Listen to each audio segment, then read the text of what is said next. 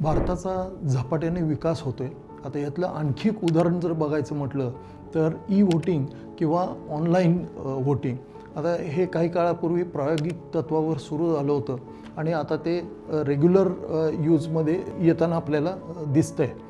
आता भारताच्या संविधानाने प्रत्येक भारतीय नागरिकाला, प्रत्येक पात्र भारतीय नागरिकाला मतदानाचा हक्क आणि अधिकार दिलेला आहे। पण आपण बघतो आपल्या भोवती दुर्दैवाने की 50%च्या पुढे मतदान जात नाही। 50, 55, 58% वगैरे एवढ्यावरच राहतं।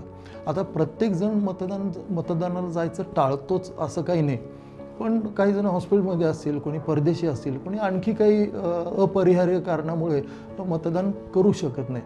तर आता सरकारने ही जर फॅसिलिटी दिली, ही जी मोबाईल वोटिंगची जर आपल्याला सवलत फॅसिलिटी करून दिली तर जास्तीत जास्त मतदानाचा टक्का वाढेल।